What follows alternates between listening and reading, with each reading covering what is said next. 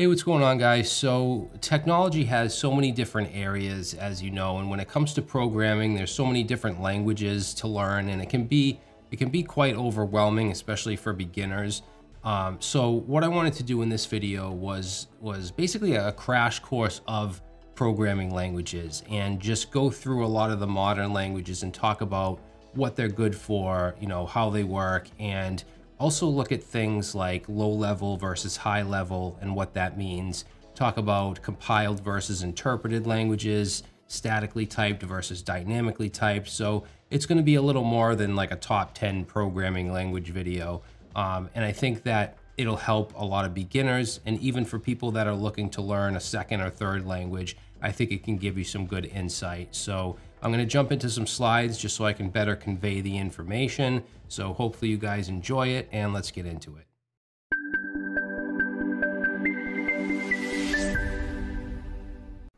All right, guys, so before we get into specific programming languages, we should first talk about low level versus high level. And when I say level, I'm really talking about the comparison between the language or the code that we write and the machine and what the machine understands. Because your computer doesn't directly understand JavaScript or C# or Java or anything like that. It has to be compiled into something that the CPU understands.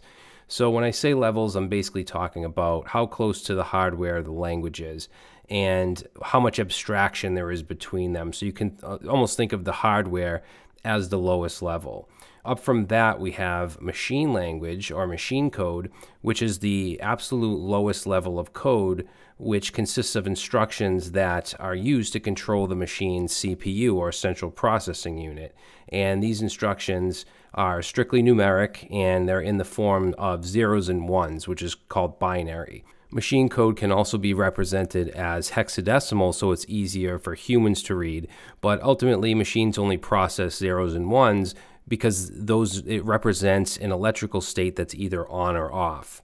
All right, now programmers don't write machine code, at least anymore. I guess you could, but it would be very tedious and very error prone. And I don't think there's many companies hiring senior machine code developers. All right, so the next level we have up from that, I should see the next language we have is called assembly language, or ASM, or just assembly.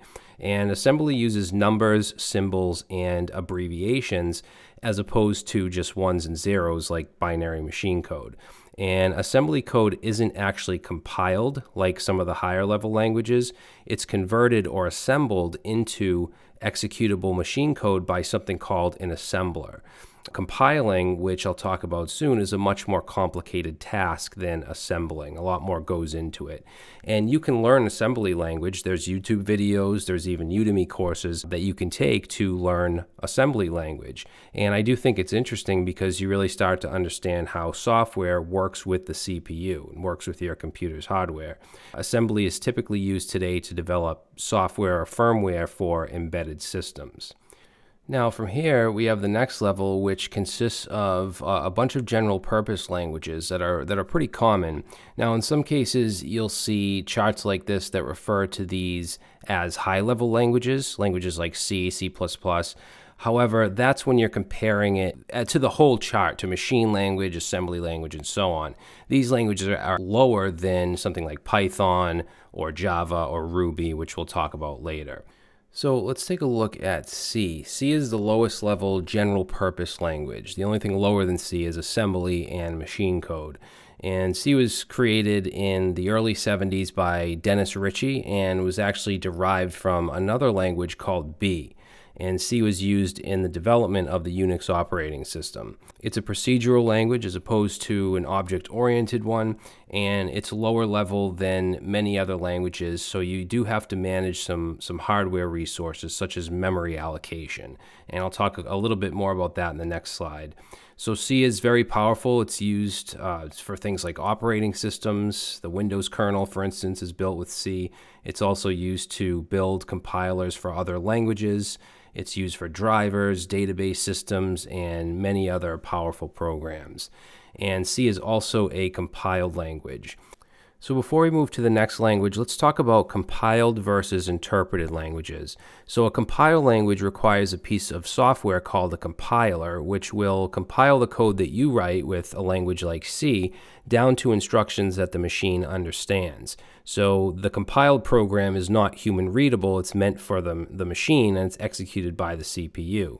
Now, usually with lower level compiled languages, such as C, you have to manage your memory. So memory allocation, CPU usage, you have more access to the hardware, but of course it's more difficult to work with. With an interpreted language, the source code is not directly compiled to machine code. There's more abstraction to it, and a program called an interpreter reads and executes the code. In some languages like Python and Ruby are first compiled into some sort of bytecode, which are binary instructions that are executed by a virtual machine, such as the Python virtual machine. Technically, they do have a compile step, but they're not being compiled directly to machine code like with a lower level language like C. So we usually refer to those as interpreted or scripting languages. Now, interpreted languages are typically easier to work with and allow you to write code faster, so there's a fast write time. However, there's more abstraction than with a compiled language where your code is simply compiled directly into machine code and executed. So this makes programs faster at runtime for compiled languages. And of course, this isn't all you're going to look at when choosing a language. It's just good to know the difference. So the next language we're going to look at is C++, which is another lower level language that was created in the 80s. And it's actually a superset of C, meaning that it is essentially C, but it has a bunch of extra tools. So C++ is actually object-oriented, which is a coding paradigm based on the concepts of objects. And like I was talking about in the last slide, both C and C++, there's no what's called garbage collection, which means that you have to manually allocate and free memory within your code. So C++ is an incredibly powerful language. It's used to build things like AAA gaming titles, operating systems. It's used in VR, robotics, scientific computing, and stuff like that. So if you're interested in those types of, or that part of technology, then C++ might be something to look into. All right, so Rust or Rustlang is a relatively new low-level and high-performance language that provides higher-level capabilities, and it provides protection to keep you from making mistakes with memory allocation. So that there is no garbage collection, but there is protection built in, more so than something like C or C++. And Rust can be used for game engines, operating systems, browser components, VR, and much more. And it can be used to create web servers and used in the back end for web development. You can create APIs and microservices with Rust. It has some frameworks like Rocket, which will help you build web applications. And one area that I think Rust is thriving in and will continue to thrive in is WebAssembly. So WebAssembly is a new type of bytecode that can be run in modern browsers, and it provides very high performance within the browser, much higher than what JavaScript can give us. So there's a few languages that can be compiled into WebAssembly, including C++ and Rust. And I think WebAssembly is going to be huge in the future for things like gaming and video tools within the browser. So learning Rust may be a really good idea if you're into that kind of thing. All right, so we're going to move to some even higher level languages, most of which are interpreted. So they're not quite as fast in terms of the software you build, but they're generally easier to learn and extremely popular in the industry. Since this channel is focused mostly on web development, these are probably the language that you're going to be choosing from.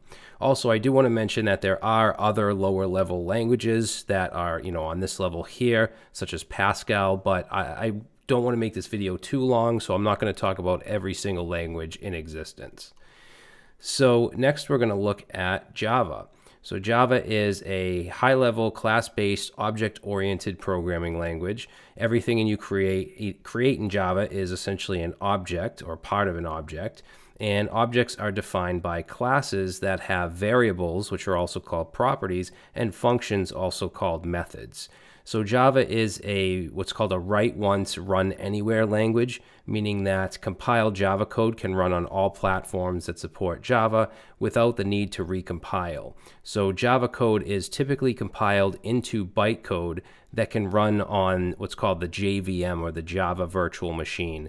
And I'm sure that you guys have all have installed the JVM on your computer at one point or another. So Java is used for a lot of different things, including graphical, desktop applications, enterprise applications.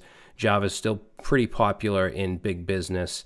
It's also used for web servers and APIs. It's used for mobile app development, specifically Android apps. Google uses Java for many of its products. Minecraft was created with Java, and companies like Spotify, LinkedIn, Amazon all use it in one form or another. Java is also statically typed, so this is something else that I wanted to talk a little bit about before moving forward.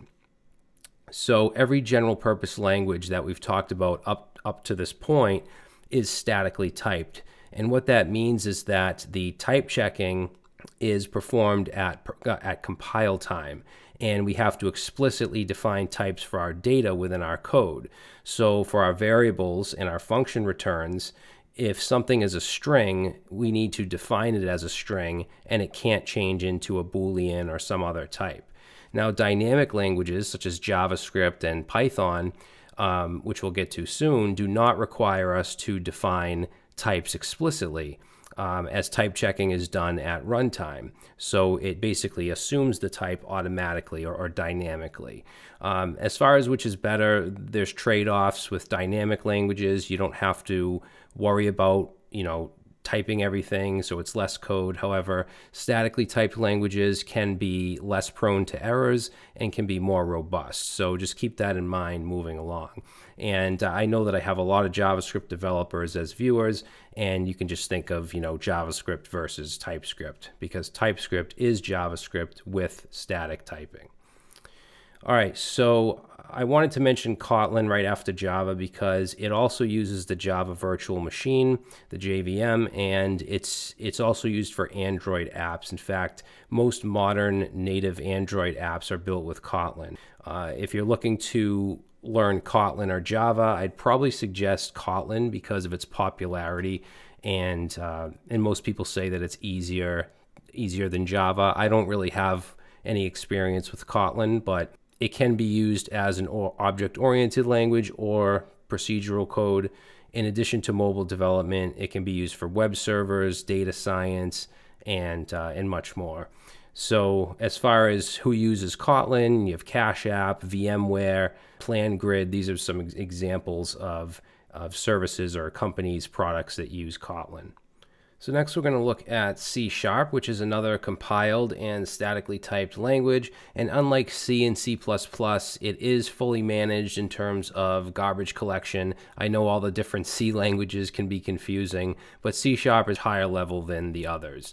It is object-oriented, much like Java. In fact, a lot of the syntax looks similar to Java, in my opinion. I've used both. I would most likely suggest C# over Java, though. You have the .NET framework, which C# can use. You can also use the Visual Basic language as well as F# with the .NET framework. C# is typically called a compiled language, but it isn't compiled directly to machine code. It's compiled into something called IL, or C# Intermediate Language. And C# also uses the CLR, or Common Language Runtime environment. So it is compiled, there's just a little more abstraction to the process. C# is used for desktop applications, especially Windows apps. Microsoft did create C# and .NET, so they're great tools for building on Windows. C# is also used for web development. You have the ASP.NET MVC framework. It can also be used for gaming along with Unity, and mobile apps along with Xamarin. I think C# and .NET is an excellent choice for a tech stack for many different purposes. Microsoft's Visual Studio IDE is used to build C# apps, but C# is also one of the languages that it was built with, including VB.NET.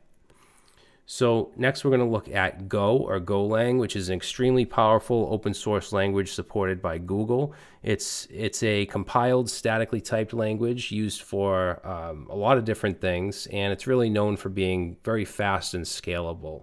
And it has a very robust standard library as well. Many parts of Go are inspired by other languages. For example, it borrows static typing and runtime efficiency from C, and its readability and usability from Python and JavaScript.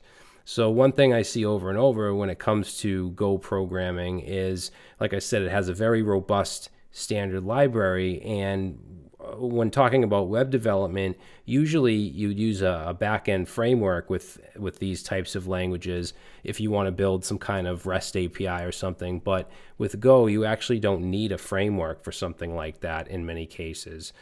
There are frameworks available, but like I said, it just has a great standard library that comes with it. As far as examples of what it's used for, you have back-end APIs and microservices, distributed network services, and cloud native development. Some companies that use Go are obviously Google, Uber, Dropbox, and many more. All right, so next we're going to get into Python, which is extremely popular right now and is very diverse in its uses. So Python is a dynamic language, or dynamically typed interpreted language, also called a scripting language. And although it does first get compiled into something called bytecode, that then is executed by the interpreter. So Python is the preferred language of many developers in many different areas. It's amazing when it comes to machine learning and AI, as well as data science, automation, and web development. As far as web development, which is kind of my area, Python has some really great frameworks. Django and Flask, I think, are two of my top. I'd say probably my top 5 to 7, somewhere in that range. Especially Django. Django's probably in my top 3 frameworks of all time. But Python is not a C syntax language, so it looks different than something like C or Java or JavaScript. We don't use curly braces, and we don't use semicolons for termination. Instead, we use indentation, so it looks more like plain English than many other languages. Some companies that use Python are NASA, Intel, IBM, Spotify, and many other massive companies. Okay, so Ruby is a highly portable, dynamically typed language that's used for many purposes. It's an interpreted language, but like Python, it's first compiled to bytecode and then interpreted by a virtual machine. I've used both Python and Ruby in my career, and there seems to be a lot of similarities. They're both relatively easy to learn. They're high-level interpreted languages. Python is faster than Ruby in general, but there's a lot of similarities. Ruby also doesn't use curly braces. We have the indentation syntax, and the creator of Ruby, Yukihiro Matsumoto, or Mats, he actually said that one of his goals when creating Ruby was to make it a pretty language, a good-looking language that was easy to read and write. So it almost looks like English. So Ruby's used for building desktop applications, automation tools, and web development. Usually when we talk about Ruby and web development, we're talking about Ruby on Rails, which is a popular framework that I personally love and worked with for a little over a year. And it's a very opinionated framework and offers a ton of tools, which makes it great for rapid development. So you can basically scaffold up a CRUD application that uses a database in literally a minute or two. It has lost some popularity over the last few years, but it's still a great framework. Some companies that use Ruby in one way or another are Twitter, Dribbble, and Groupon. All right, so now we're at the language that is very popular among my viewers and very popular in general because JavaScript is the language of the browser. So if you're a web developer, you're going to know at least some JavaScript. And it used to be, I'd say maybe like 10 years ago, when JavaScript was first created, it was used to build little interactive widgets on the page, give some dynamic properties. But over the years, with the introduction of front-end frameworks like React, it's used for a hell of a lot more, and we can build very powerful single-page applications that run strictly on the client. And then in addition to that, we have Node.js, which allows us to run JavaScript on the server and use it just like we would any of these other backend languages. And many full stack developers, including myself, prefer Node.js over other backend solutions because they like to have the same language on the back end as they do on the front end. Node.js is also extremely fast and well, at least for a lot of different tasks, it's very fast, and it has a great ecosystem with NPM, which is the Node Package Manager. So JavaScript is an interpreted scripting language that by default is dynamic, but if you want, you can use TypeScript, which is a superset of JavaScript that adds static typing. So front-end JavaScript is used by just about every company that does anything in the browser, and Node.js or back-end JavaScript is used by companies like NASA, PayPal, Medium, and Netflix. We also have technologies like React Native that lets us use JavaScript to build mobile applications, and then we have Electron, as well as some other frameworks that allow us to use JavaScript to build desktop applications. In fact, VS Code is built with JavaScript, as well as some other popular desktop apps such as Postman and Slack. So JavaScript is absolutely everywhere, which is another reason that I love it. All right, so next we're going to look at PHP, which is actually the first language that I really learned. Java was the first language that I ever used, but I stopped when I decided to go into web dev because PHP was so popular at the time. So PHP is a dynamic scripting language that is used to build static and dynamic websites and web apps. And what's really cool about PHP and makes it very practical for web developers is that you can embed PHP directly with HTML. And that makes it easy to add functionality to websites without having to call external files. So PHP can be used as a procedural language or as an object-oriented language. The syntax can sometimes be pretty messy. I think that it gets a lot of flack for that. So I do prefer to use it in an object-oriented way. I think that makes it much cleaner. There are some great frameworks, web frameworks for PHP, such as Laravel. And there's all types of open source tools like WordPress, which is a blogging platform, or a CMS. So PHP is great for making things fast, which makes it really popular in the freelancing community as well as small businesses. There's quite a bit of hate online towards PHP, but it's getting better. Part of the reason of that is I think PHP is getting better now with version 8, and it's usually from people that never really worked with it or haven't worked with it for a while, or have never worked as a freelancer or outside of a big company on a team. Because again, PHP is great for just building things fast and getting products out there. All right, so Swift is a general purpose compiled language developed by Apple and is mostly used to develop applications for iOS, iPadOS, macOS, and any other device that Apple creates. It's relatively easy to learn and it's extremely fast. iPhone applications used to be created mostly with a language called Objective-C, but most are built with Swift these days. And I believe Apple has stated that Swift is about 2.5 times faster than Objective-C.